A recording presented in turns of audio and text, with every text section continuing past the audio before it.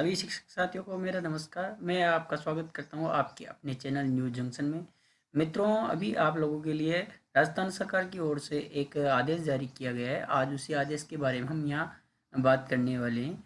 ये आदेश है जो सत्रांक भेजे जाते हैं बोर्ड परीक्षाओं में, उनके बारे में। अगर आपने सत्रांक अपने पूरा मूल्यांकन के साथ में नहीं भेजे हैं तो आप मुसीबत में आ सकते हैं। तो ये क्या आदेश था, इसके बारे में आइए जानते हैं। ये क्या आदेश है, देखते हैं।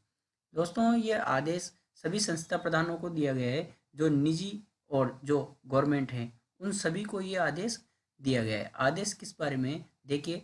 बोर्ड परीक्षा में आंतरिक मूल्यांकन के अंकों के सत्यापन और प्रबोधन के संबंध में ये जो दिशा निर्देश दिए गए हैं, उनके बारे में ये आदेश दिया गया है।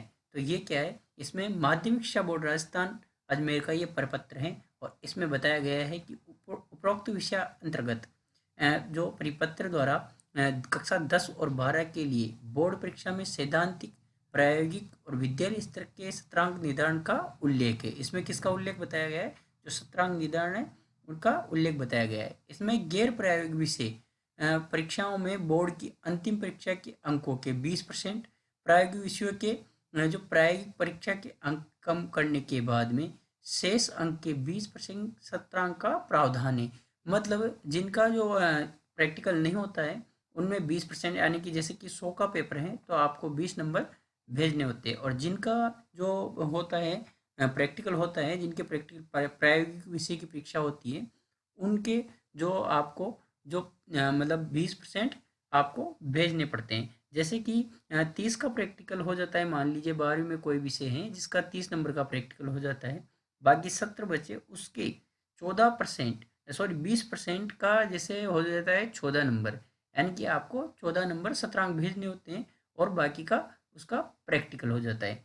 तो वो जो नंबर हैं उनके लिए ये बताया गया है कि आंतरिक मूल्यांकन के तथा 80% सैद्धांतिक परीक्षा के निर्धारित किए गए हैं। मतलब 100 में से 20 तो ये और 80 वहाँ से। तो इस बारे में ये है। अब देखिए किस प्रकार उसका होता है। विद्यालय स्तर पर होने वाले टेस्ट अर्धवार्षिक परीक्षा के कुल अंकों के 10% इस सत्रांक के रूप में सम्मिलित होते हैं, जो बोर्ड परीक्षा के कुल अंकों के 10% होंगे।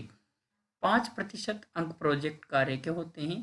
विषय अध्यापक द्वारा प्रत्येक विद्यार्थी से पृथक पृथक प्रोजेक्ट कार्य करवाया जाता है। यानी कि क्या हो गया, 3 जो टेस्ट होते हैं, प्रथम परक, सेकंड परक और तृतीय परक जो होते हैं, उनके और अर्धवार्षिक परीक्षा के कुल अंकों के 10%, तो वो 10% तो वैसे हो गए जो 10% अंक हो गए, और 5% अंक जो प्रोजेक्ट कार्य करवाया जाता है उनके हो गए, और 3% अंक जो कि उपस्थिति यानी कि परसेंट के होते हैं। जो हम कहते हैं कि 75% से 80% उपस्थिति होना अनिवार्य है परीक्षा में बैठने के लिए, तो 3% अंक वहाँ से लिए जाते हैं। और इन 17 अंकों में 2% अंक विद्यार्थी के व्यवहार के और अनुशासन के जोड़े जाते हैं।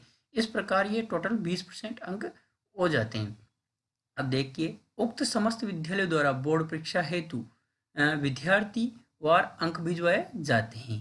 क्या भिजवाए जाते हैं? विद्यार्थियों के लिए विषयवार अंक भिजवाए जाते हैं। यद्यपि 17 अंकों के लिए प्रत्येक परीक्षा, प्रोजेक्ट आदि की वस्तुनिष्ठता स्पष्ट है, परंतु ये ध्यान में आया है कि व्यवहार में 17 अंक की सत्यता, वस्तुनिष्ठता को गंभीरता से नहीं लिया जाता है। कई मामलों में ये भी देखा जाता है कि विद्यार्थी के 17 अंक की तुलना में सैद्धांतिक परीक्षा में कम प्रतिशत अंक प्राप्त होते हैं। ऐसा बताया जा रहा है और ऐसा देखा जा रहा है कई सालों से कि विद्यार्थी के यहाँ से तो 20 में से 20 अंक भेज दिए जाते हैं, वहाँ पे उसको थर्ड डिवीज़न बनती है, यानी कि उसके नंबर ही नहीं आते। तो सरकार ने ये फैसला किया है कि जैसे उनके जो वहाँ पे आपने 20% अंक भेजे हैं और उसकी तुलना में अगर वहाँ कम नंबर आते हैं तो आप पर कार्रवाई की जाएगी। आगे देखिए क्या बताया जा रहा है इसमें। विद्यालय में सतत मूल्यांकन, विद्यार्थी की नियमित अध्ययन के प्रबोधन के लिए सत्रांक अत्यंत आवश्यक हैं। सत्रांक परख को विद्यालय स्तर पर गंभीरता से लिए जाने की आवश्यकता है। इस हेतु निम्नलिखित निर्देश जारी किए गए। अब ये मोस्ट इम्पोर्टेंट है। क्या नए निर्देश जारी हुए, ये देखिए। इनकी पालना आपको 100% करनी होगी, नहीं तो कार्रवाई की संभावना है। संस्था प्रधान द्वारा हर परीक्षा व परख के बाद प्रत्येक विषय के 2% की उत्तर पुस्तिकाओं की मिलान जांच कर इस आशय का प्रमाण पत्र प्रस्तुत करना होगा कि उनके द्वारा ये सैंपल जांच कर ली गई। यानी कि अब जो भी पेपर होंगे उनकी कम से कम 2% उत्तर यानी कि जो अपनी कॉपियाँ होती है उनकी जांच संस्था प्रधान को करनी होगी। और 3 वर्षों तक अर्धवार्षिक और परख की कॉपियों को सुरक्षित रखना होगा। जो प्रथम परख वगैरह होते हैं और जो अर्धवार्षिक होती हैं उनकी कॉपियाँ आपको कितने सालों तक रखनी होगी? 3 सालों तक। इसकी डाइट स्टाफ कभी भी जांच कर सकता है, इसको हल्के में न ले। कभी भी डाइट विभाग आपके वहाँ पे आकर इसकी जांच कर सकता है। जिस प्रकार प्रायोगिक परीक्षा में बाह्य परीक्षक का प्रावधान है, उसी प्रकार सत्रांक के लिए अंतिम अग्रेषण से पूर्व संस्था प्रधान द्वारा उसी पीईओ परिक्षेत्र से एक अन्य शिक्षक के लगाए जाए, जो अंकों का मिलान कर विषयाध्यापक के साथ एक हस्तक्षित प्रमाण पत्र दे कि परख एवं अर्धवार्षिक परीक्षा के अंकों के साथ बोर्ड को प्रेक्षित किए अंकों से मिलान कर लिया गया है। प्रमाण पत्र पर बाह्य परीक्षक, संस्था प्रधान, विषयाध्यापक के भी हस्ताक्षर होंगे। मतलब जैसे आपने इसमें एक्सटर्नल आता है, प्रैक्टिकल में जैसे एक्सटर्नल आता है और वो नंबर देता है, उसी तरह अब यहाँ पे स्कूल पे भी आपके लिए एक एक्सटर्नल लगाया जा सकता है और वो पुष्टि करेगा। ऐसे प्रकरण जहाँ तीनों परख, अर्धवार्षिक परीक्षा के प्राप्त अंकों के प्रतिशत तथा बोर्ड परीक्षा के अंक प्रतिशत के मध्य 50% से अधिक अंतर होगा, वे संदिग्ध माने जाएंगे। मतलब जो यहाँ से आपके नंबर भिजवाए और वहाँ जो नंबर आए हैं उनमें अगर 50% से अधिक का अंतर आ जाता है तो वो संदिग्ध माने जाएंगे और वहाँ पे कार्रवाई करी जाएगी और संस्था प्रधान को इसका कारण देना होगा। आगे देखिए, संस्था प्रधान को उक्त का तार्किक कारण स्पष्ट करना होगा। कारण सही नहीं होने पर विभागीय कार्रवाई की जा सकेगी। जैसे कक्षा 10 के विज्ञान विषय में सत्रांक 9 अंक अर्जित हुए, यानी 10 में से 9 पूरे 90% हो गए। वहीं दूसरी ओर सैद्धांतिक परीक्षा में 80 में से 30 अंक यानी 38.75% अंक प्राप्त हुए, तो सत्रांक 90% और सैद्धांतिक में उसे मिले विद्यार्थी को 38.75%।